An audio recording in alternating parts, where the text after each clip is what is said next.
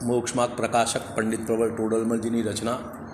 7મો અધિકાર જૈન મતાનુયાયી મિથ્યા દૃષ્ટિનું સ્વરૂપ નિશ્ચય ન્યાયભાષીની વાત ચાલે છે। જૈન મતમાં જન્મ્યા પછી પણ મિથ્યાત્વ હોય અને મને તમને બધાને માટે તો મિથ્યા દૃષ્ટિ છીએ, બરાબર। માટે એ મિથ્યાત્વ પણ દૂર કરવાનું છે જે સૂક્ષ્મ છે। પેલી જે વાત કરી કુદેવ કુગુરુ કુદર મેં તો સ્થૂળ, એ તો મહુ જાડું, અને આ ઝીણું મિથ્યાત્વ એને પણ છોડવાનું છે, એની ચર્ચા ચાલે છે। માટે એ શાસ્ત્ર અભ્યાસમાં ઉપયોગ લગાવવો યોગ્ય છે એમ વાત થઈ। હવે આગળ કહે છે, વળી દ્રવ્યાદિકના વા ગુણસ્થાનાદિકના વિચારોને તું વિકલ્પ ઠરાવે છે। હવે એ વિકલ્પ તો છે, પરંતુ ઉપયોગ નિર્વિકલ્પ ના રહે, અને આ વિકલ્પોને ન કરે તો અન્ય સંસાર અને ભોગ ઉપભોગ સંબંધીના વિકલ્પો થશે। કોઈ વિકલ્પ વગરનો તું રહે વિચાર તો ચાલશે, તો અન્ય વિકલ્પ થાય છે ને તે ઘણા રાગાદિ ગર્ભિત હોય છે। વળી નિર્વિકલ્પ દશા નિરંતર રહેતી નથી, અને કદાચ તને નિર્વિકલ્પ દશા થઈ હોય તો એ કાયમ માટે ટકવાની નથી, તો બહાર આવી જશે ઉપયોગ। તો છદમસ્તરનો ઉપયોગ એકરૂપ ઉત્કૃષ્ટ રહે તો અંતર્મુહૂર્ત રહે, પછી ઉપયોગ બહાર આવી જાય, પછી વિકલ્પોમાં લાગુ, અને તું આ ધર્મના અને શાસ્ત્રના અને ગુણસ્થાનના વિકલ્પો નહીં કરું તો સંસારના ભોગ ઉપભોગના વિકલ્પો થશે। તો ગુણસ્થાન વગેરેના વિકલ્પો કરે તો સારો પુણ્ય બંધ થશે, અને ભોગ ઉપભોગના વિકલ્પો કરે તો ઘણો પાપ બંધ થશે। હવે તું નક્કી કર તારે શું કરવું છે, બરાબર। એમ તું કહીશ કે આત્મ સ્વરૂપનું ચિંતન અનેક પ્રકારે કર્યા કરીશ, પણ સામાન્ય ચિંતનમાં તો અનેક પ્રકાર બનતા નથી, અને ચિંતન કરવું એનું નામ વિકલ્પ નહીં, એ જ વિકલ્પ, ચિંતનનું નામ વિકલ્પ। હવે 7 તત્વોના વિશેષો જાણવા માટે જીવ અશિવના વિશેષો વા કર્મના આશ્રવ બંધાદિકના વિશેષો અવશ્ય જાણવા યોગ્ય છે, જેથી સમ્યક દર્શન જ્ઞાનની પ્રાપ્તિ થાય। સમ્યક દર્શન સમ્યક જ્ઞાનની માટે 7 તત્વના ભેદ પ્રભેદો સમજવા એ પાયાની જરૂરિયાત છે। ત્યાર પછી રાગાદિક દૂર કરવા માટે જે રાગાદિક વધારવાના કારણો હોય તેને છોડી જે રાગાદિક ઘટાડવા કારણો હોય ત્યાં ઉપયોગને લગાવવો। હવે બીજી વાત, આટલું તું સમજો પછી તારા મનથી સમજપૂર્વક નિર્ણય કર કે તારા માટે રાગાદિક વધવાના કારણો કયા છે, તો એ જે રાગાદિક વધવાના કારણો છે ત્યાંથી ઉપયોગ પાછો વાળ, અને શાસ્ત્રમાં જે રાગાદિક ઘટવાના કારણો છે તો ઉપયોગ લગાડ, અને તું તારા અંતરમાં જો રાગાદિક કેવા ઘટે છે, કેટલા ઘટે છે, બરાબર। હવે એ રાગાદિક ઘટાડવાના વિકલ્પોમાં ઉપયોગ લગાવ્યો, એ કોઈ કાયમ તો રાખવાનો નથી, પણ જ્યાં સુધી તું નિર્વિકલ્પ ના થવું ત્યાં સુધી રાખવું। હવે દ્રવ્યાદિકના વા ગુણસ્થાનાદિકના વિચાર તો રાગાદિક ઘટાડવાના કારણો છે, કારણ કે આમાં કોઈ રાગાદિકનું નિમિત્ત નથી। માટે સમ્યકદર્શી થયા પછી પણ આ ગુણસ્થાન આદિકના દ્રવ્યાદિકના તત્વોના શાસ્ત્ર સ્વાધ્યાયના વિચારોમાં ઉપયોગ લગાવવો સમ્યકદર્શી થયા પછી પણ, કારણ કે તમારો કાયમ અનુભવમાં ઉપયોગ લાગેલો ના રહે, કોઈનો ના રહે, ઉપયોગ તો બહાર આવી જ જાય। હવે શંકાકાર કહે છે, રાગાદિક મટાડવાના કારણો જે હોય તેમાં તો ઉપયોગ લગાવવો ઠીક, પણ ત્રિલોકવર્તી જીવોની ગતિ આદિનો વિચાર કરવો, કર્મના બંધ ઉદય સત્તા આદિ ઘણા વિશેષો જાણવા, તથા ત્રિલોકના આકાર પ્રમાણ આદિકને જાણવા ઇત્યાદિ વિચાર ક્યાં કાર્યકારી છે, શું કાર્યકારી છે એમ એનો જવાબ, એને વિચાર તો રાગાદિક વધતા નથી। પહેલાં ત્રિલોકનો વિચાર કરો, વસ્તુ સ્વરૂપનો વિચાર કરો, ગુણસ્થાનનો વિચાર કરો, તો એનાથી રાગાદિક વધતા નથી, કારણ કે એ જ્ઞેયો ઇષ્ટ અનિષ્ટ રૂપ નથી, તેથી વર્તમાન રાગાદિકના કારણ નથી। તથા એને વિશેષ જાણતો તત્વજ્ઞાન નિર્મળ થાય છે, એનાથી તમારે તત્વજ્ઞાનના બધા સિદ્ધાંતોમાં પુષ્ટિ મળે, એનો સપોર્ટ મળે, ટેકો મળે, તેથી એ ભાવિ રાગાદિક ઘટાડવાના જ કારણ છે। માટે ત્રિલોકના આકાર આદિ પ્રમાણ જાણવા, સત્તા બંધ ઉદયના વિશેષો જાણવા, જીવોની ગતિ આદિનો વિચાર કરવો, એ બધા રાગાદિક ઘટાડવાના કારણ છે, માટે એ કાર્યકારી છે। હવે શંકાકાર, સ્વર્ગ નરક આદિને જાણવાથી તો ત્યાં રાગ દ્વેષ થાય છે, સ્વર્ગ નરકને જાણવાથી તો કે જ્ઞાનીને તો એવી બુદ્ધિ ના થાય, અજ્ઞાની ન થાય। જ્યાં પાપ છોડી પુણ્યકારમાં લાગે ત્યાં કંઈક રાગાદિક ઘટે જ ઘટે, પુણ્યનું નામ જ રાગાદિક ઘટ્યા। શાસ્ત્રમાં એવું ઉપદેશ છે કે જ્યાં પ્રયોજનભૂત થોડું જ જાણવું કાર્યકારી છે, માટે ઘણા વિકલ્પ શું કરવા કરીએ એમ શંકાકાર કહે છે। પ્રયોજનભૂત થોડું જાણી લીધું બસ પતી ગયું, બધું કોઈ જાણવાની જરૂર નથી એમ શાસ્ત્રમાં લખ્યું છે એવું એમ શંકાકાર કહે છે। એનો જવાબ, જે જીવ અન્ય ઘણું જાણે પણ પ્રયોજનભૂતને ન જાણે તેને આવો ઉપદેશ છે, પ્રયોજનભૂત જાણવું। અથવા જેની ઘણું જાણવાની શક્તિ નથી તેને ઉપદેશ આપ્યો છે કે પ્રયોજનભૂત થોડું પણ જાણવું કાર્યકારી, જેની યોગ્યતા નીચી છે એના માટે. પણ જેને ઘણું જાણવાની શક્તિ હોય તેને તો એવું કહ્યું નથી કે ઘણું જાણવાથી બુરું થશે. તેને તો જેટલું ઘણું જાણશે તેટલું પ્રયોજનભૂત જાણવું નિર્મળ થશે. શાસ્ત્રો પણ એમ કહ્યું છે કે સામાન્ય શાસ્ત્ર તો નૂનમ વિશેષો બલવાન ભવેત. સામાન્ય શાસ્ત્રથી વિશેષ બળવાન છે, વિશેષથી જ સારી રીતે નિર્ણય થાય છે, માટે વિશેષ જાણવા યોગ્ય છે. વળી આ નિશ્ચયાભાષી તપશ્ચરણને વ્યર્થ કલેશ બતાવે છે. પણ મોક્ષમાર્ગ થતો તો સંસારી જીવોથી ઉલટી પરિણતિ હોવી જોઈએ. મોક્ષમાર્ગ થાય તો સંસારી જીવોથી જુદી પ્રવૃત્તિ, એના પ્રકારની પ્રવૃત્તિ હોય તો મોક્ષમાર્ગ સંસાર ક્યાં બે હરકાર્યા થઈ ગયા. સંસારી જીવોને અનિષ્ટ સામગ્રીથી રાગદ્વેષ હોય છે અને મોક્ષમાર્ગી જીવને ઇષ્ટ અનિષ્ટ સામગ્રીથી રાગદ્વેષ ન હોય. હવે ત્યાં રાગ છોડાવવા અર્થે તો ભોજન આદિ ઇષ્ટ સામગ્રીનો તે ત્યાગી થાય છે તથા દ્વેષ છોડાવવા અર્થે અનિષ્ટ સામગ્રી અંશન આદિને અંગીકાર કરે છે. આ સમ્યક દ્રષ્ટિ પ્રયત્નપૂર્વક.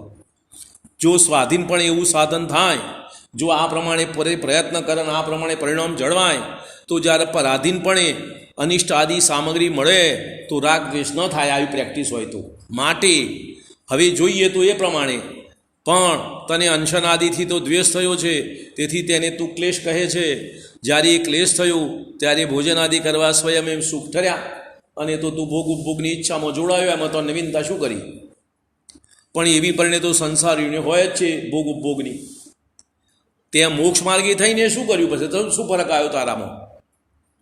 હવે કહે છે કોઈ સમ્યક દ્રષ્ટિ તપશ્ચરણ કરતા નથી એમ શંકાકાર કહે છે. એનો જવાબ, કોઈ કારણ વિશેષથી તેનાથી તપ સહી શકતું નથી, પરંતુ એની અંતરંગ શ્રદ્ધામાં, એ સમ્યક દ્રષ્ટિને અંતરંગ શ્રદ્ધામાં તો તપ કરવાને ભલું જાણે છે. એ તારા જેમ બુરું નહીં નક્કી કર્યું એને, અને તેના સાધનનો ઉદ્દમ રાખે છે ને એનાથી જેટલું બને એટલો પ્રયત્ન કરે છે. પણ તારું તો શ્રદ્ધાને જ એવું છે કે તપ કરવો ક્લેશ છે, તપનો તને ઉદ્દમ નથી, એનો પ્રયત્ન નથી કરતો, તો તને સમ્યક દર્શન ક્યાંથી હોય? માટે તને સમ્યક દર્શન જ ના હોય. પહેલી વાત તો તપ નથી કરતો એ નહીં, તપ કરવાની વૃત્તિ નથી. માટે તપ કરવાની વૃત્તિ હોય અને તપ ના થઈ શકે એનો વાંધો નહીં. માયાચાર્યની વાત નહીં કરવી. શંકાકાર તો શાસ્ત્રમાં એમ કહ્યું છે કે તપ આદિ ક્લેશ કરે છે તો કરવું, પરંતુ જ્ઞાન વિના સિદ્ધિ નથી. એનું શું કારણ? એમ શંકાકાર પૂછે છે. એનો જવાબ, જે જીવો તત્વજ્ઞાનથી પરાન્મુખ છે અને માત્ર બાહ્ય તપથી જ મોક્ષ માને છે, તેમને એવો ઉપદેશ આપ્યો કે તત્વજ્ઞાન વિના કેવળ તપથી મોક્ષ ના થાય. એ જે બાહ્ય તપમાં તલ્લીન છે અને તત્વજ્ઞાનનો વિચાર કરતા નથી, એવા જીવોને એમ ઉપદેશ આપ્યો છે કે તત્વજ્ઞાન વિના બાહ્ય તપથી મોક્ષ નહીં થાય. શાસ્ત્રમાં તો જુઓ, મારી વાતો બરો, જ્યારે જનરલ વ્યાખ્યાન કરે કોઈ પણ વ્યક્તિ, જનરલ વાત કરે ત્યારે બધાને લક્ષ્યમાં રાખીને વાત કરે. દરેક વાત દરેકને બંધબેસતી ના આવે. બરાબર? દરેકે પોતપોતાને બંધબેસતી વાત પોતાને મેળવવાની, તો જ ન્યાય સમજાય. બાકી બીજો કોઈ દરેકને વ્યક્તિગત ઉપદેશ આપવાનો તો શક્ય નથી. જે જીવો તત્વજ્ઞાનથી પરાન્મુખ છે તથા બાહ્ય તપથી જ મોક્ષ માને છે, તેમને એવો ઉપદેશ આપ્યો કે તત્વજ્ઞાન વિના કેવળ તપથી જ મોક્ષ ન થાય. પણ તત્વજ્ઞાન થતો રાગાદી મટાડવા માટે તપ કરવાનો તો ત્યાં નિષેધ નથી. જો નિષેધ હોય તો ગણધર આદિ શા માટે તપ કર્યો? તપ કરવાનો નિષેધ નથી કર્યો, જેનાથી જેટલું થાય તેટલું કરે. નિષેધ કરેલો હોત તો પેલા મહાપુરુષો તપ કરત જ નહીં, પણ એ તો તપ કરે છે. માટે પોતાની શક્તિ અનુસાર તપ કરવું યોગ્ય છે. વળી તું વ્રતાદિકને બંધન માને છે, પણ સ્વચ્છંદ વૃત્તિ તો અજ્ઞાન અવસ્થામાં પણ હતી જ. જ્ઞાન પ્રાપ્ત કર્યા પછી પરિણતિને તે રોકે જ છે, તથા એ પરિણતિ રોકવા માટે બાહ્ય હિંસાદિકના કારણોનો ત્યાગી અવશ્ય થવો જોઈએ. શંકા કે અમારા પરિણામ તો શુદ્ધ છે, પણ બાહ્ય ત્યાગ ન કર્યો તો ન કર્યો. પેલો દલીલ કરે છે એમ, અમારો પરિણામ તો શુદ્ધ છે, અમે ત્યાગ કરીએ ના કરીએ એનાથી શું ફરક પડે એમ કહે છે. જો હિંસાદી કાર્ય તારા પરિણામ વિના સ્વયં થતા હોય તો અમે પણ તું કહીએ એમ જ માનીએ. પણ તું કે તારા પરિણામ વગર આ બધો કાર્ય થાય છે, ના બને. પરંતુ તું પોતાના પરિણામ વડે કાર્ય કરે છે તો ત્યાં તારા પરિણામ શુદ્ધ કેવી રીતે કહીએ? વિષયનાદિ સેવનાદિ ક્રિયાવા પ્રમાદ ગમનાદિ ક્રિયા પરિણામ વિના કેવી રીતે હોય? એ ક્રિયા તો તું પોતે ઉદ્યમી થઈને કરે છે. તમે તમારા પરિણામનો વિચાર કરો, મારા પરિણામનો વિચાર કરવાનો. તમે તમારા સંસારના કાર્યો બધા તમારા પરિણામપૂર્વક જ હોય, બરાબર. તથા ત્યાં હિંસાદિક થાય છે તેને તો તું ગણતો નથી અને પરિણામ શુદ્ધ માને છે, પણ એવી માન્યતાથી તારા પરિણામ અશુદ્ધ જ રહે છે અને ફળ તો અશુદ્ધ પરિણામનું મળશે, તારી માન્યતાનું નહીં. તારી માન્યતા જૂઠી છે એ પ્રમાણે ફળ નહીં. જૂઠી માન્યતાના કારણે તારું અહિત થશે, પણ બંધ તો પરિણામ અનુસાર થશે, બરાબર. હવે પરિણામોને રોકવા, બાહ્ય હિંસાદિક પણ ઘટાડવા, પરંતુ પ્રતિજ્ઞા કરવામાં તો બંધ થાય છે, માટે પ્રતિજ્ઞારૂપ વ્રત અંગીકાર કરવો નહીં, એમ પેલો શંકાકાર કહે છે. એનો જવાબ, જે કાર્ય કરવાની આશા હોય તેની પ્રતિજ્ઞા લેવાતી નથી, અને આશા રહે તેનાથી રાગ પણ રહે છે, તથા એ રાગ ભાવથી કાર્ય કર્યા વિના પણ અવિરતિનો બંધ થયા જ કરે છે. માટે પ્રતિજ્ઞા અવશ્ય કરવી. કેટલી? તારી યોગ્યતા અનુસાર, તારા પરિણામ અનુસાર. વળી કાર્ય કરવાનું બંધન થયા વિના પરિણામ કેવી રીતે રોકાશે? અને કાર્ય કરવાનું બંધન નહીં રાખો તો પરિણામ રોકવાનો પ્રયત્ન કેવી રીતે કરશો? અને પરિણામ રોકવાનો પ્રયત્ન નહીં કરો તો સફળ અસફળની વાત ક્યાંથી આવશે? પ્રયત્ન કરો પરિણામ રોકવાનો, તો 2 વખત કર્યા, 4 વખત કર્યા, થોડા થયા સફળ, ઓછા થયા, વધતા થયા, આમ બધી ચર્ચા ચાલે. માટે પ્રતિજ્ઞા અવશ્ય કરવી છે. વળી કાર્ય કરવાનું બંધન થયા વિના પરિણામ કેવી રીતે રોકાશે? પ્રયોજન પડતો તદ્રુપ પરિણામ અવશ્ય થઈ જાય, વા પ્રયોજન પડ્યા વિના પણ તેની આશા રહે, માટે પ્રતિજ્ઞા કરવી યોગ્ય છે. શંકાકાર, પ્રતિજ્ઞા કર્યા પછી ન જાણે કેવો ઉદય આવશે, તેથી પાછળથી પ્રતિજ્ઞા ભંગ થાય તો મહાપાપ લાટે. માટે પ્રારબ્ધ અનુસાર જે કાર્ય બને તે બનો, પણ પ્રતિજ્ઞા નહીં કરવી, એમ પેલું શંકાકાર કહે છે. એનો જવાબ, પ્રતિજ્ઞા ગ્રહણ કરતો જેનો નિર્વાહ થવો ન જાણે તે પ્રતિજ્ઞા તો ન કરે, એ તો બરાબર. પણ પ્રતિજ્ઞા લેતો જ એવો અભિપ્રાય રહે કે પ્રયોજન થશે તો પ્રતિજ્ઞા છોડી દઈશ, તો એવી પ્રતિજ્ઞા કોઈ કાર્યકારી નથી. પ્રતિજ્ઞા ગ્રહણ કરો તો એવું પરિણામ હોય કે મરણાંત પણ આ પ્રતિજ્ઞા નહીં છોડવું, તો એવી પ્રતિજ્ઞા કરવી યોગ્ય છે. પ્રતિજ્ઞા કર્યા વિના અવિરત સંબંધી બંધ મટે નહીં. કે વળી જો ભવિષ્યના ઉદયના ભયથી પ્રતિજ્ઞા ન લેવામાં આવે તો ઉદયને વિચારતો તો બધાય કર્તવ્યનો નાશ જ થાય. ઉદય વિચારો તો બધા કોઈ પણ કાર્ય કરી શકાય જ નહીં, કારણ કે કોઈ ઉદય તમને ખબર નથી.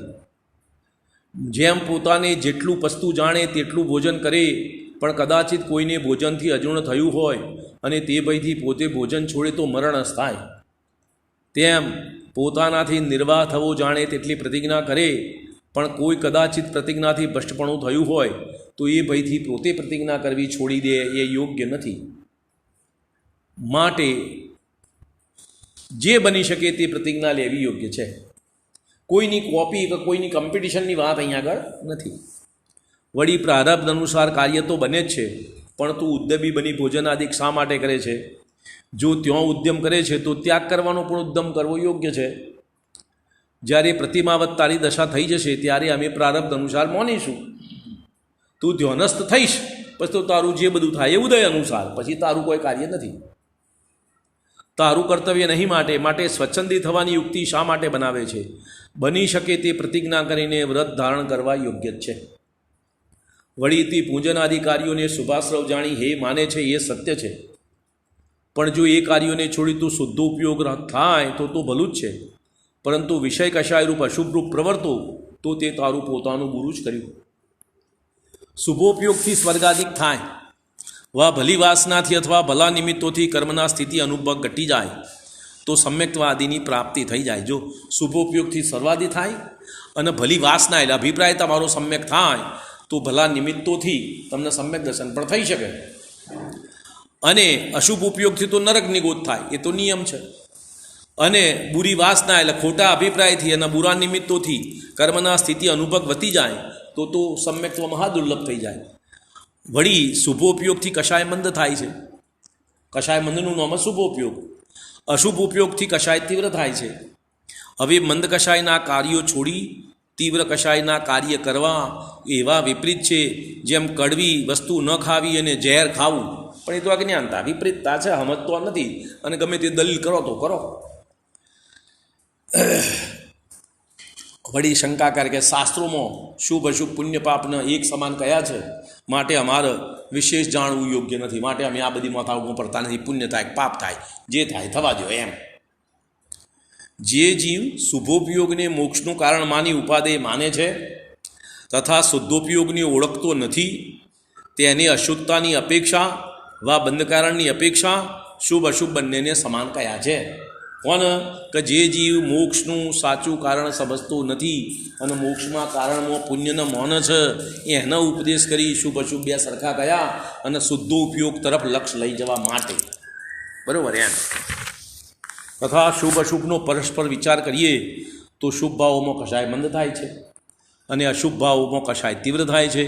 તેથી શુભ ભાવોમાં અલ્પ બંધ થાય છે અને અશુભ ભાવોમાં ઘણો બંધ થાય છે. એ પ્રમાણે વિચાર કરતો સિદ્ધાંતમાં અશુભની અપેક્ષાએ શુભને ભલો પણ કહ્યો છે. એક જગ્યાએ અશુભના કરતો શુભને ભલો કહ્યો છે અને બીજી જગ્યાએ શુભ અશુભ બેને સરખા કયા, તો બેનો સમન્વય તું કર તારી બુદ્ધિમાં. બરાબર. જેમ રોગ તો થોડો વા ઘણો બુરો જ છે, પણ ઘણા રોગની અપેક્ષાએ થોડા રોગને ભલો પણ કહીએ છીએ. માટે શુદ્ધોપયોગ ન હોય ત્યારે અશુભ ઉપયોગથી છૂટી શુભમાં પ્રવર્તવું યોગ્ય છે, પણ શુભને છોડી અશુભમાં પ્રવર્તવું યોગ્ય નથી.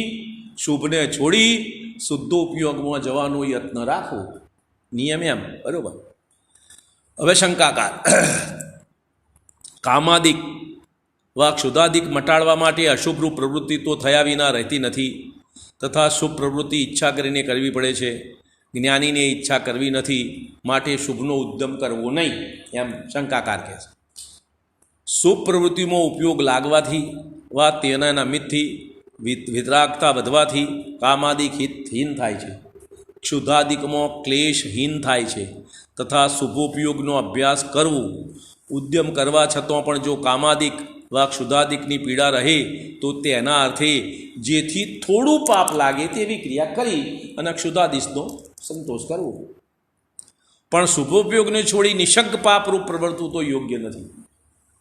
વળી તું કહે છે જ્ઞાનીને ઈચ્છા નથી અને શુભોપયોગ ઈચ્છા કરવાથી થાય છે, પણ જેમ કોઈ પુરુષ કિંચિત માત્ર પણ પોતાનું ધન આપવા ઈચ્છતો નથી, પરંતુ જ્યાં ઘણું ધન જતું જાણે ત્યાં પોતાની ઈચ્છાથી અલ્પ ધન આપવાનો પણ ઉપાય કરે છે, તેમ જ્ઞાની કિંચિત માત્ર પણ કશાયરૂપ કાર્ય કરવા ઈચ્છતો નથી, પરંતુ જ્યાં ઘણા કશાયરૂપ અશુભ કાર્ય થતું જાણે ત્યાં ઈચ્છા કરીને અલ્પ કશાયરૂપ શુભ કાર્ય કરવાનો ઉદ્યમ પણ કરે.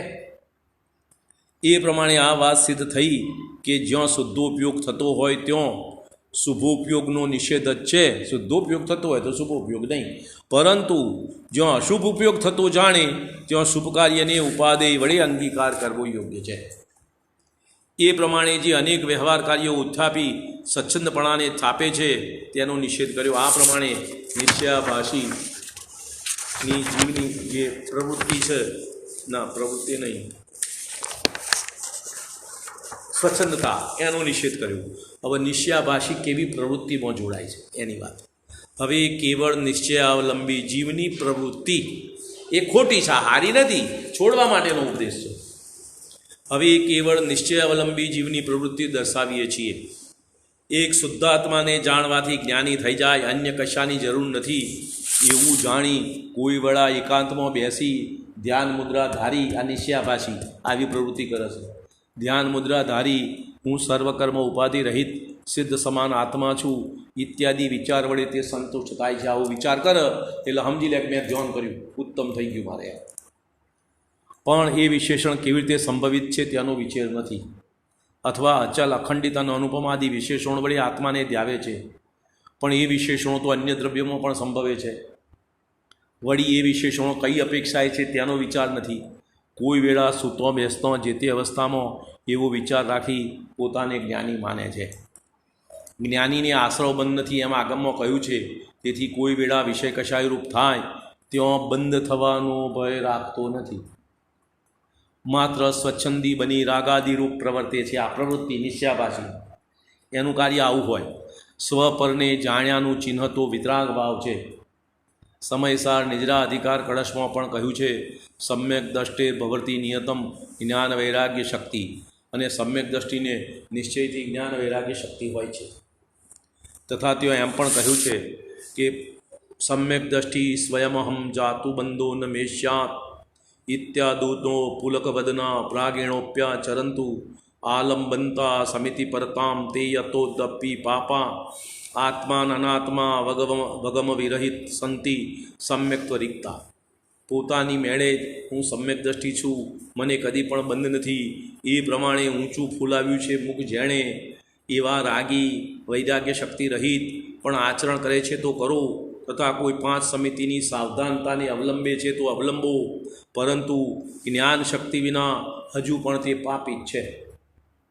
એ બંને આત્મા અનાત્માના જ્ઞાન રહિતપણાથી સમ્યક્ત્વ રહિત જ છે. આત્મા અનાત્માથી કોઈનું જ્ઞાન એના નથી, માટે સમ્યક્ત્વ રહિત છે. વળી અમે પૂછીએ છીએ કે પરને પર જાણ્યું કે કોનાથી પર જાણ્યું? સ્વ નક્કી કર્યું તો સ્વથી પર, બરાબર? તો પરદ્રવ્યમાં રાગાદી કરવાનું શું પ્રયોજન રહ્યું? પરદ્રવ્યને પર જાણ્યું તો પરમાં રાગાદી કેમ થાય છે? મોહના ઉદયથી રાગાદી થાય છે.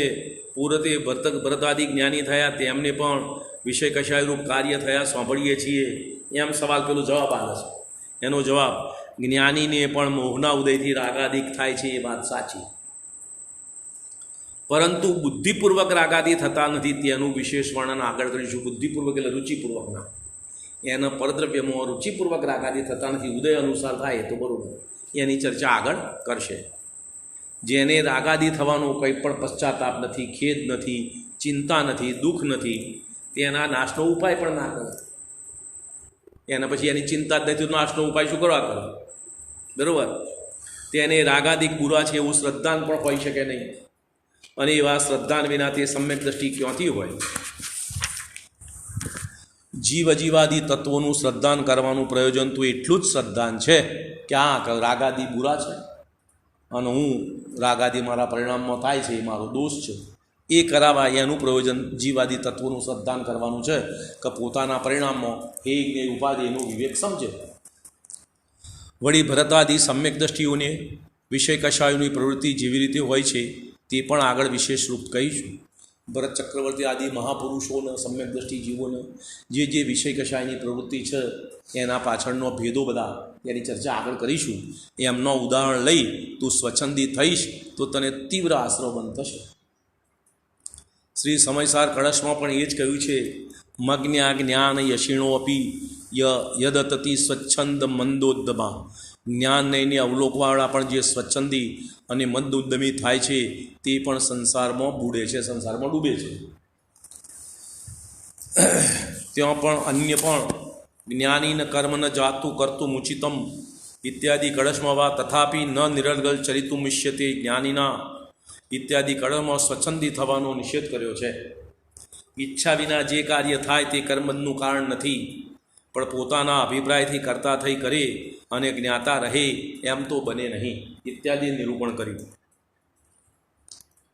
માટે રાગાદિકને બુરા અહિતકારી જાણી તેના નાશના અર્થે ઉદ્યમ રાખવો, પ્રયત્ન કરવો.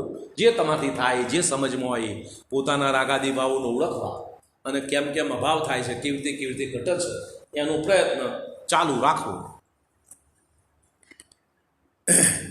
માટે રાગાદિકને બુરા અને અહિતકારી જાણી નાશનો ઉદ્યમ કરાવવા અર્થે અનુક્રમમાં પહેલાં તીવ્ર રાગાદી છોડાવવા અર્થે અનેક અશુભ કાર્યો છોડી શુભ કાર્યમાં લાગવું, પછી મંદ રાગાદી પણ છોડવા અર્થે શુભને પણ છોડી શુદ્ધોપયોગમાં લાગવું. ક્રમ તો આ છે. વળી કેટલાક જીવો અશુભમાં ક્લેશ માનીને વ્યાપાર આદિ વા સ્ત્રી સેવનાદિ કાર્યોને પણ ઘટાડે છે, તથા શુભને હેય જાણી શાસ્ત્ર અભ્યાસમાં પ્રવર્તતા નથી અને વિતરાગ ભાવરૂપ શુદ્ધોપયોગને પ્રાપ્ત થયા નથી, તો તે જીવો ધર્મ અર્થ કામ મોક્ષરૂપ પુરુષાર્થથી રહિત થઈ આળસુ નિરુદ્ધમી થાય છે અને પરિણામ તો સ્વચ્છંદ થયા કરશે. તેની નિંદા પંચાસ્તિકાયની વ્યાખ્યામાં કરી છે. ત્યાં દ્રષ્ટાંત આપ્યું છે, જેમ ઘણી ખીર અને ખાંડ ખાઈ પુરુષ આળસુ થાય છે, તેમ વૃક્ષ નિરુદ્ધમી છે, તેમ તે જીવો આળસુને નિરુદ્ધમી થયા છે નિશ્ચયાભાસના કારણે. એમની પ્રવૃત્તિ આવી હોય છે. હવે તેમને પૂછે, તમે બાહ્ય તો શુભ અશુભ કાર્યોને ઘટાડ્યા, પણ ઉપયોગ તો આલંબન વિના રહેતો નથી, તો તમારો ઉપયોગ ક્યાં રહે છે? અને કોના આલંબન હશે એનો વિચાર કરીને જવાબ આલો. તે કહે છે, જો તે કહે કે આત્માનું ચિંતન કરીએ છીએ, અંબોનું કાળ બોલવાનું તો તમે ગમે તે બોલો, તમને કોઈ રોકી શકાતા નથી. તથા કોઈ વિશેષણથી તે શાસ્ત્રાદિક અનેક પ્રકારના આત્માના વિચારોને વિકલ્પો ઠરાવ્યા, તથા કોઈ વિશેષણથી આત્માને જાણવામાં ઘણો કાળ લાગે નહીં, કારણ કે વારંવાર એકરૂપ ચિંતનમાં છદ્મસ્તનો ઉપયોગ લાગતો નથી. શ્રી ગણધરાદિકનો પણ ઉપયોગ એ પ્રમાણે રહી શકતો નથી. તેથી તેઓ પણ શાસ્ત્રાધિકારીઓમાં પ્રવૃત્તિ કરે છે. ગણધરાદિ શાસ્ત્રોની રચના કરે, એનો ઉપદેશ કરે, મુનિઓ સાથે ચર્ચા કરી, બધું કાર્ય કરે છે. તો તારો ઉપયોગ શ્રી ગણધરાદિકથી પણ શુદ્ધ થયો કેવી રીતે માનીએ? તેથી તારું કહેવું સત્ય નથી, પ્રમાણ નથી. તું બોલું ગમે તે, પણ તારો પરિણામ એવો ના હોય. જેમ કોઈ વ્યાપારાદિકમાં નિરુદ્ધમી થઈ જેમ તેમ વ્યર્થ કાળ ગુમાવે, તેમ તું નિરુદ્ધમી થઈ પ્રમાદ સહિત એ જ પ્રમાણે વ્યર્થ કાળ ગુમાવે છે. બરાબર. હવે 50 ગાથા જે 172 કહી એનો અહીંયા આગળ અનુવાદ, એનો ભાવાર્થ છે. જે જીવો કેવળ નિશ્ચય નહીંના અવલંબી છે. 50 જે વાત વ્યવહારરૂપ સ્વસમયમયું ક્રિયાકર્મકાંડને આડંબર જાણી વ્રતાદિકમાં વિરાગી બની જાય. વ્રતાદિકનું આચરણ કરતા નથી, એ ક્રિયાકાંડના આડંબર માનો છે. તેઓ અર્ધ ઉન્મિલિત લોચનથી ઉર્ધ્વમુખી બની સ્વચ્છંદ વૃત્તિને ધારણ કરે છે. અડધી આંખી મેચેલી રહી એટલે અડધા જ્ઞાનથી સ્વચ્છંદી બન્યા છે. કોઈ પોતાની બુદ્ધિથી એવું માને છે કે અમે સ્વરૂપને અનુભવીએ છીએ, એવી સમજણથી સુખરૂપ પ્રવર્તે છે. ભ્રમણામાં છે, તમને તો સ્વરૂપનો અનુભવ થઈ ગયો છે એટલે આનંદ રહે છે. કેવો ભોગ, ઇન્દ્રિયજનિત આનંદ. તેઓ ભિન્ન સાધ્ય સાધન ભાવરૂપ વ્યવહારને તો માનતા નથી, પણ નિશ્ચયરૂપ અભિન્ન સાધ્ય સાધનને પોતાનામાં માનતા છતાં એમ જ બેકી રહ્યા છે. વસ્તુ તત્વને પામતા નથી. પોતાનામાં અભિન્ન પદની પ્રાપ્તિ થઈ નથી, પણ માન્યતામાં હું અભિન્ન એકાકાર છું એમ માની સ્વચ્છંદ વૃત્તિ કરી રહ્યા છે. એવા જીવો ન નિશ્ચય પદને પ્રાપ્ત થાય છે, ન વ્યવહાર પદને પ્રાપ્ત થાય છે. ઈતો ભ્રષ્ટ ઉતો ભ્રષ્ટ બની અધવચમાં જ પ્રમાદરૂપ મદિરાના પ્રભાવથી ચિત્તમાં મતવાલા બની મૂર્છિત થવા થઈ રહ્યા છે. જેમ કોઈ ઘણા ઘી, સાકર, દૂધ આદિ ગરિષ્ઠ ભારે વસ્તુના ભોજનપાનથી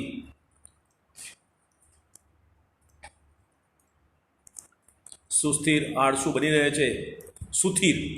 સુથિર એટલે આમ કે પેલો પથારી રસ આળસુ બની રહે છે, અર્થાત પોતાની ઉત્કૃષ્ટ દેહના બળથી જળ જેવા બની રહ્યા છે. તેમ તેઓ મહાભયાનક ભાવથી સમજો કે મનની ભ્રષ્ટાથી મોહિત થઈ રહ્યા છે. ચૈતન્ય ભાવથી રહિત જાણે વનસ્પતિ છે. મુનિપદ પ્રાપ્ત કરનારી કર્મચેતનાને પુણ્યબંધના ભયથી આલંબન કરતા નથી, તથા નિષ્કર્મ દશવારૂપ જ્ઞાન ચેતના અંગીકાર થઈ નથી. તેથી તેઓ અતિશય ચંચળ ભાવોને ઢાળી રહ્યા છે, પ્રગટ અપ્રગટ રૂપ પ્રમાદના આધીન થઈ રહ્યા છે.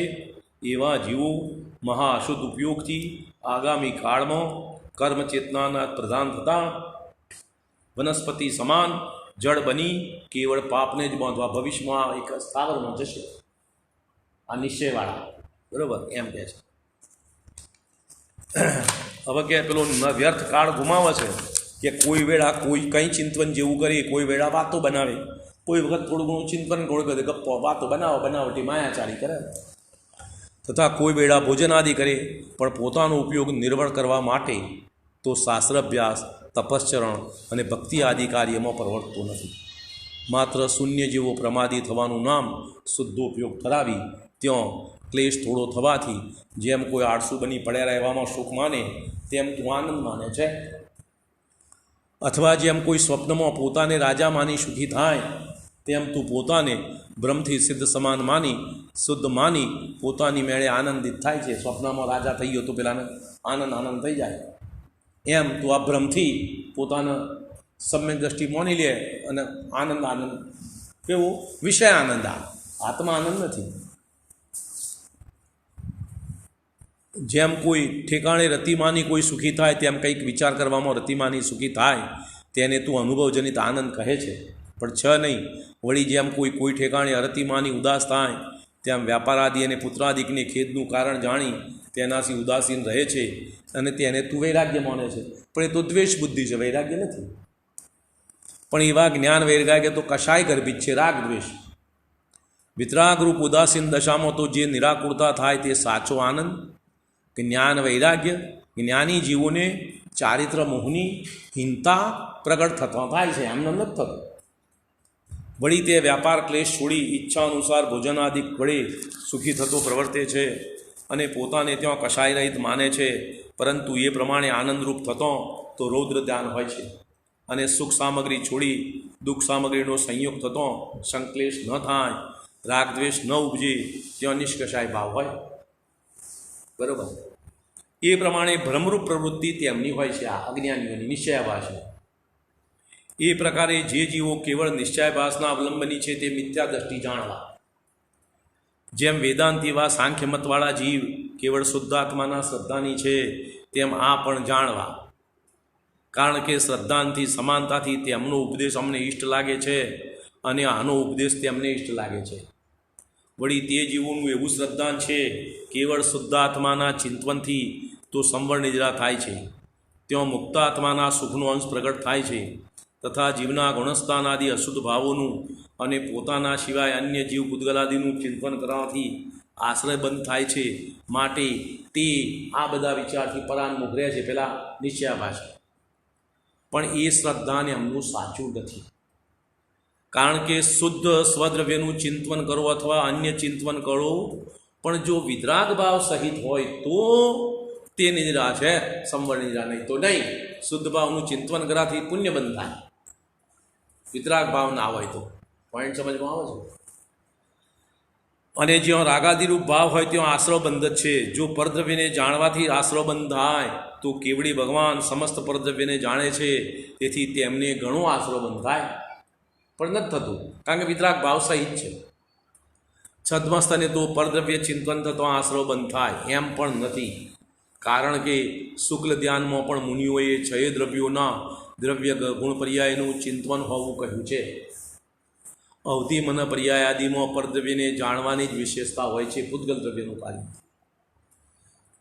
વળી ચોથા ગુણસ્થાનમાં કોઈ પોતાના સ્વરૂપનું ચિંતન કરે છે તેને પણ આશ્રવબંધ વધારે છે.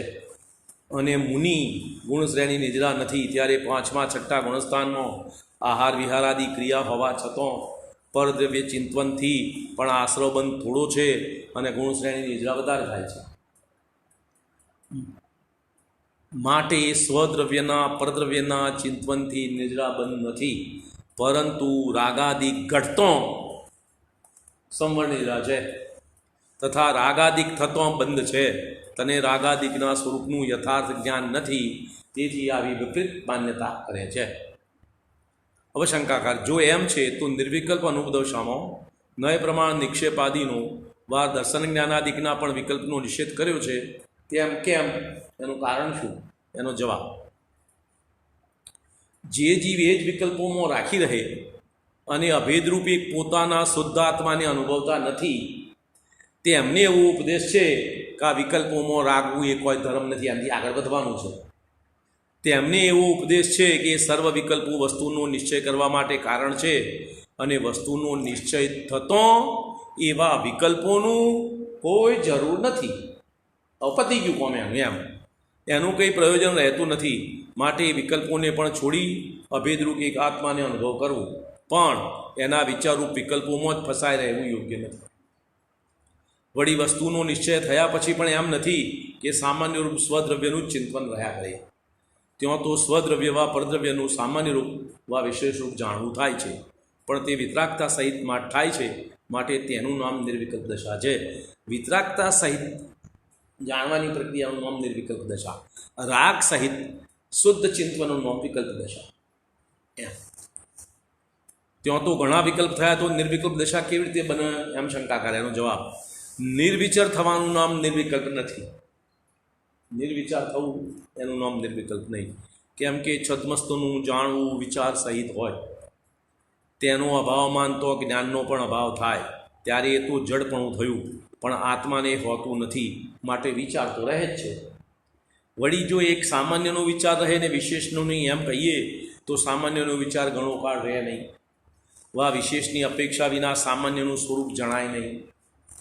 અને એમ કહીએ પોતાનો જ વિચાર રહે પરનો નહીં, પણ પરમો પરબુદ્ધિ થયા વિના નિજમાં નિજ બુદ્ધિ કેવી રીતે આવે? એટલે પરનો એ પરરૂપ વિચાર તો રહે. ત્યારે એ સમય સારનો આધાર આપણે પેલો શંકાકાર. આ ભેદ જ્ઞાન ત્યાં સુધી નિરંતર ભાવવું જ્યાં સુધી પરથી છૂટી જ્ઞાનમાં સ્થિર થાય. માટે ભેદ વિજ્ઞાન છૂટતો પરનું જાણવું મટી જાય અને કેવળ પોતે પોતાને જાણ્યા કરે, એમ પેલો શંકાકાર કહે છે. એમ હવે ત્યાં આમ કહ્યું છે કે પૂર્વે સ્વપરને એક જાણતો હતો, હવે સ્વપરને અલગ જાણે છે. એમ જાણવું એ પેલું એક જાણતો તે ખોટું, અને જે ભેદરૂપ જાણે છે એ સાચું, એ વિચાર કરવાનો. એનું નામ નિર્વિકલ્પવાદ. પછી બંનેને જુદા જાણવા માટે ભેદ વિજ્ઞાનને ત્યાં સુધી જ ભાવવું યોગ્ય છે જ્યાં સુધી જ્ઞાન પરરૂપને ભિન્ન જાણી પોતાના જ્ઞાન સ્વરૂપમાં નિશ્ચિત થાય. પણ તે પછી ભેદ વિજ્ઞાન કરવાનું પ્રયોજન રહેતું નથી. પરને પરરૂપ અને આપને આપરૂપ સ્વયં જાણ્યા જ કરે છે. પણ અહીં એમ નથી. પરદ્રવ્યને જાણવાનું જ મટી જાય છે, કારણ કે પરદ્રવ્યને જાણવાના વા સ્વદ્રવ્યના વિશેષો જાણવાનું નામ વિકલ્પ નથી. તો કેવી રીતે છે કહીએ? સાચું સ્વરૂપ શું છે બતાવે છે. રાગ દ્વેષથી કોઈ જ્ઞેયને જાણવામાં ઉપયોગ લગાવવો વા કોઈ જ્ઞેયને જાણતો ઉપયોગ છોડાવવો રાગ દ્વેષથી, એ પ્રમાણે વારંવાર ઉપયોગને ભમાવવો, તેનું નામ વિકલ્પ છે. શું કહ્યું? રાગ દ્વેષ પૂર્વક કોઈ વિષયને જાણવું અને કોઈ વિષયને જાણવાનું રોકવું, રાગ દ્વેષપૂર્વક, એનું નામ વિકલ્પ. પણ જો વિતરાગ રૂપ થઈ જેને જાણે તેને યથાર્થ જાણે અન્ય જ્ઞાનને જાણવા માટે ઉપયોગ ભમાવતો નથી, ત્યાં નિર્વિકલ્પ દશા જાણવી. ઓટોમેટિક વિકલ્પ બદલાય તો ચિંતા નહીં, એનો વાંધો નથી. છદ્મનો ઉપયોગ તો નાના જ્ઞેયોમાં અવશ્ય ભમે, તો નિર્વિકલ્પતા કેવી રીતે બને કે જેટલો કાળ એક જાણવારૂપ રહે તેટલો કાળ નિર્વિકલ્પતા નામ પામે. સિદ્ધાંતમાં ધ્યાનનું લક્ષણ પણ એવું જ કહ્યું, એકાગ્ર ચિંતા નિરોધો ધ્યાન. એકનું મુખ્ય ચિંતન હોય ને અન્ય ચિંતન રોકાય તેનું નામ ધ્યાન છે. સૂત્રની સર્વાર્થ સિદ્ધિ ટીકામાં તો આમ કહ્યું છે કે જો સર્વચિંતા રોકવાનું નામ ધ્યાન હોય તો અચેતનપણું થઈ જાય. વળી એવી પણ વિવિધતા છે કે સંતાન અપેક્ષા નાના જ્ઞેયોનું પણ જાણવું થાય, પણ જ્યાં સુધી વિતરાગતા રહે, રાગાદિક વડે પોતાના ઉપયોગને ભમાવે નહીં, ત્યાં સુધી નિર્વિકલ્પ દશા જાણવી. એમનામ ઉપયોગ જાય બદલાય તો એનો વાંધો નથી. રાગપૂર્વક દ્વેષપૂર્વક બીજા આપણને તો શું થાય છે, આ જાણી પછી પેલું જાણવાનો રાગ થાય છે, એનું નામ વિકલ્પ. બરાબર. જો એમ છે તો પરદ્રવ્ય છોડાવી ઉપયોગને સ્વરૂપમાં લગાવવાનો ઉપદેશ શા માટે આપો છો? જે શુભ અશુભ ભાવોના કારણરૂપ પરદ્રવ્ય છે તેમાં ઉપયોગ લાગતો જેને રાગ દ્વેષ થઈ આપે છે, તથા સ્વરૂપ ચિંતન કરે તો જેને રાગ દ્વેષ ઘટે છે, એવા નીચલી અવસ્થાવાળા જીવોને પૂર્વકતો ઉપદેશ છે. પરંતુ જેમ કોઈ સ્ત્રી વિકાર ભાવથી કોઈના ઘરે જતી હતી તેને મનાઈ કરી કે પરઘરે ન જા, ઘરમાં બેસી રહે, તથા જે સ્ત્રી નિર્વિકાર ભાવથી કોઈના ઘરે જાય અને અથાયોગ્ય પ્રવર્તે તો કોઈ દોષ નથી. તેમ ઉપયોગરૂપ પરિણતિ રાગ દ્વેષ ભાવથી પરદ્રવ્યોમાં પ્રવર્તી હતી તેને મના કરી. પરદ્રવ્યોનો ન પ્રવર્ત સ્વરૂપમાં મગ્ન રહે, પણ જે ઉપયોગરૂપ પરિણતિ વિતરાગ ભાવથી પરદ્રવ્યોને જાણી યથાયોગ્ય પ્રવર્તે તો તેને કોઈ દોષ નથી. તો કે જો એમ છે તો મહામુનિ પરિગ્રહાદિ ચિંતનનો ત્યાગ શા માટે કરે છે? બાર ભાવનાનું સુગરા ચિંતન કરે છે, એમ પેલો શંકાકાર કહે છે. એનો જવાબ, જેમ વિકાર રહિત કુશીલના કારણરૂપ પરગોરનો ત્યાગ કરે છે, તેમ વિતરાગ પરિણતિ રાગ દ્વેષના કારણરૂપ પરદ્રવ્યોનો ત્યાગ કરે છે. પણ જે વ્યભિચારના કારણ નથી એવા પરગર જવાનો ત્યાગ નથી, તેમ જે રાગ દ્વેષના કારણ નથી એવા પરદ્રવ્ય જાણવાનો ત્યાગ નથી. સંસારના સ્વરૂપની રચના, ત્રિલોકની રચના વગેરેનું જાણવાથી રાગદ્વેષ તત્વતા માટે એને જાણવાનો નિષેધ નથી. પણ વિષય કશાયના વિશેષો, ભોજન કથા, સ્ત્રી કથા, રાજકથા, ચોર કથા, આ બધા વિશેષો જાણવાની મનાઈ છે, કારણ કે ત્યાં રાગદ્વેષ વધે છે. બરાબર. ત્યારે તે કહે છે, જેમ સ્ત્રી પ્રયોજન જાણી પિતાદિકના ઘરે જાય તો ભલે જાય, પણ પ્રયોજન વિના જેના તેના ઘરે જવું તે યોગ્ય નથી. તેમ પરિણતિને પ્રયોજન જાણી સપ્તતત્વનો વિચાર કરવો તો યોગ્ય છે, પરંતુ વિના પ્રયોજન ગુણસ્થાન આદિકનો વિચાર કરવો યોગ્ય નથી, એમ શંકા કરે છે. એના સમાધાનની વાત કાલ ઉપર રાખ્યા. સમય થઈ ગયો છે.